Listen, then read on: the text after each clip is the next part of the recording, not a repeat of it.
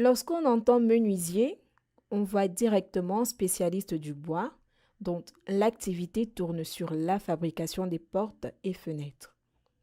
Cependant, l'avènement du numérique a eu un impact plutôt positif dans tous les domaines d'activité. On parle aujourd'hui de découpe numérique du bois. Cette nouvelle technique permet de travailler le bois de façon précise, nette et rapide à l'aide des machines.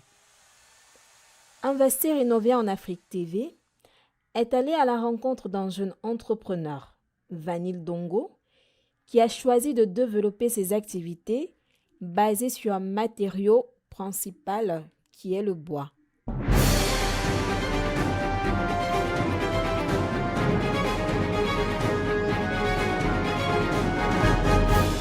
Une idée partie d'il y a plusieurs années, le jeune Vanille débute ses activités par la fabrication des machines. Moi, je m'appelle Vanille Dongo, je suis le promoteur de l'entreprise Pomeso. Alors, Pomeso, c'est une entreprise spécialisée dans la fabrication de machines numériques, notamment des découpeurs, des graveurs laser, également des imprimantes 3D. Nous sommes également focalisés dans l'ameublement d'intérieur à travers la fabrication de lavabos en bois. Nous avons également un côté ferronnerie pour pouvoir fabriquer des ouvrages en métal avec un design assez épuré, toujours grâce aux machines numériques. Donc voilà un peu de façon listée les grandes lignes des métiers de l'entreprise Pomeso. Déjà, je suis dans le bois aujourd'hui, mais je n'ai pas commencé dans le bois. Je commence en fait par la fabrication des machines numériques. Parce que je me suis rendu compte que beaucoup d'artisans, beaucoup de start-upers et beaucoup d'entreprises également, avec ce problème-là de prototypage, également ce problème de pouvoir sortir des produits avec un standard et une qualité irréprochable. C'est donc ce qui me permet de concevoir ces différentes machines-là. Donc, l'un des grands produits que nous avons développés, ce sont d'abord ces machines-là. Parce qu'avec ces machines-là, nous les proposons aux artisans qui peuvent l'acheter et également nous les utilisons. Donc, c'est un peu comme, en fait, c'est une fierté parce que l'industrie, c'est aussi sans maîtriser la technologie. Alors, un autre produit phare que nous avons, ce sont nos lavabos en bois, c'est une grande nouveauté dans le territoire également, dans la sous-région d'Afrique. Et avec ça, nous espérons vraiment faire de ça un produit international. Pemoso, qui veut dire avec élégance, ce dernier a choisi son dialecte pour dénommer son entreprise. Pemeso, c'est un nom qui signifie avec élégance, en fait, avec élégance, afin de refléter les valeurs africaines. Originaire des Grassfields, c'est en langue yamba que cela se prononce. Sachant que tout projet conçu n'est pas toujours réalisé au moment où l'on le souhaite, Vanille a eu l'idée il y a plusieurs années et ça fait tout juste un an qu'il a pu concrétiser. Ça fait déjà 6 ans que nous travaillons sur ce projet. Oui. Et nous avons créé l'entreprise, ça fait déjà 1 an exactement. Parce que lorsqu'on crée quelque chose de nouveau, il y a toujours un temps de maturation, un temps d'accompagnement par les institutions et à la fin de cela, on reçoit un projet bancable et qui est donc prêt à répondre aux attentes des clients.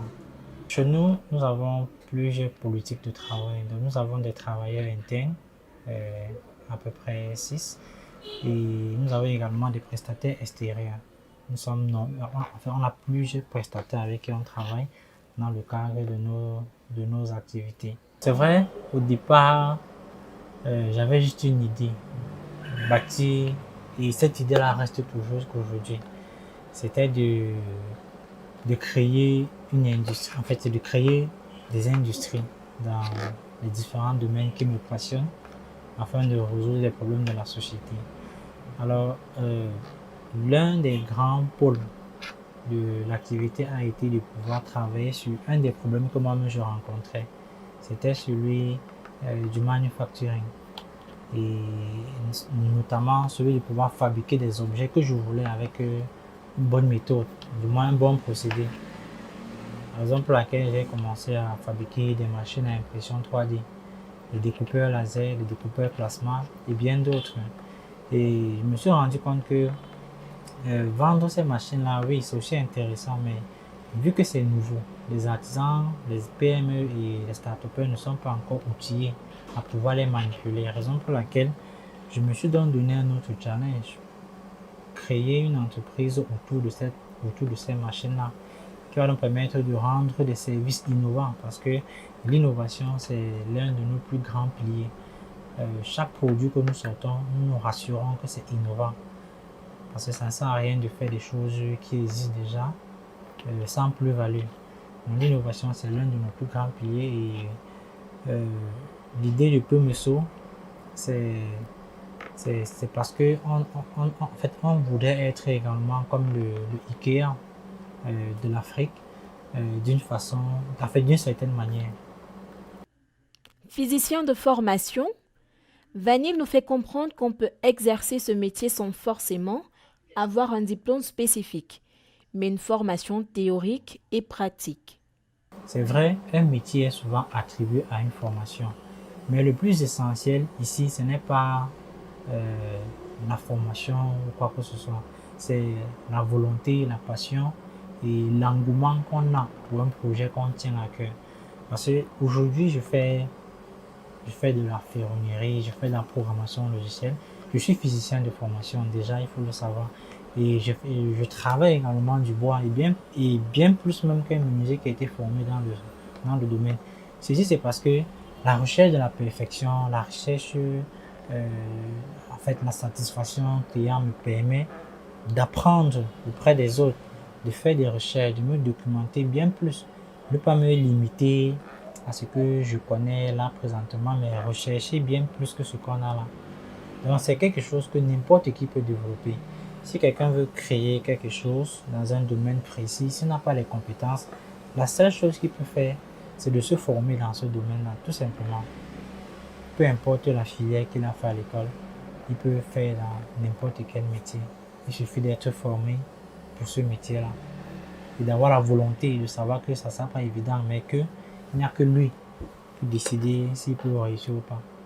Passionné dans l'art de la manipulation du bois, Vanille ne se voit pas comme un menuisier. Il se définit plutôt comme un designer. En fait, lorsque je me suis rendu compte que les machines que j'ai fabriquées pouvaient être utilisées dans plusieurs domaines, et je me suis penché dans le domaine de l'ameublement d'intérieur, la menuiserie bois. C'est un secteur que tout le monde, aujourd'hui en fait, c'est un secteur qui est, on va dire, c'est ouvert, mais les gens considèrent que la menuiserie maintenant, c'est comme un métier de pauvre, c'est comme un métier de délaissé. Oui, les jeunes ne veulent pas faire ça. C'est vrai, je n'ai jamais aspiré à être menuisier. Déjà, je ne me définis pas comme un menuisier, mais comme un designer. C'est un peu ça qui fait la différence. Donc maintenant, nous sommes en train aussi d'amener les menuisiers à aimer leur travail. Euh, Notamment, nous travaillons avec beaucoup de menuisiers aujourd'hui qui, qui retrouvent encore le goût de faire la menuiserie. Parce que faire la menuiserie avec l'ancienne technologie, c'est ultra fatigant. J'ai fait aussi une étude auprès des menuisiers avec qui j'ai eu à côtoyer. Je me suis rendu compte qu'ils n'étaient pas vraiment passionnés par leur activité. Ils faisaient juste pour faire, il n'y avait aucune innovation, aucun plaisir dans le travail. Quand il est au travail, il n'est pas assez présentable et tout, et tout, et tout, et tout. Je me dis non, je vais faire la même chose. Et j'ai pour ambition que quand un menuisier entre chez moi, qu'il ait l'impression qu'il s'est égaré. Et c'est toujours ça qui m'a animé jusqu'aujourd'hui. Et je crois que cette façon de penser-là se reflète euh, quand quelqu'un, en fait, quand un artisan entre chez nous, il a toujours l'impression que il est dans un autre monde et, et ça lui donne en fait de l'envie de se remettre encore dans l'activité et de faire bien mieux que ce qu'il faisait avant. Comme toutes les structures, Vanille Dongo utilise les réseaux sociaux pour acquérir et fidéliser sa clientèle. À notre niveau, nous communiquons sur nos différents comptes sociaux.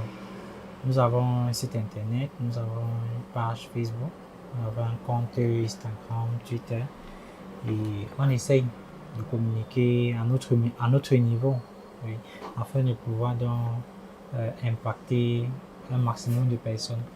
Maintenant, pour ceux avec qui nous travaillons également, nous avons des groupes WhatsApp où nous intégrons différentes personnes avec qui nous travaillons afin de rester en contact avec eux, où nous partageons au quotidien nos les possibilités, les travaux, les possibilités à faire et des conseils également qu'on donne à diverses personnes. Vanille a plusieurs employés parmi lesquels Laura, jeune infographe, nous présente ses différentes tâches quotidiennes. Moi, je me nomme Laura Nguemo. Je suis une jeune infographe. Plus précisément, ici, dans l'entreprise Pemeso, c'est moi qui me charge de la réalisation, des montages et puis même de certaines livraisons, en fait. Bon, lorsqu'on a une commande en ce qui concerne, par exemple, un bloc-notes, je me charge de collecter d'abord les informations qui vont avec et puis je vais dans la salle de machine, je fais d'abord la conception et puis je produis. Après la production, je m'avais rencontré le boss, je lui présente la commande et puis dès qu'il valide, je m'avais livré. Donc le processus est assez simple.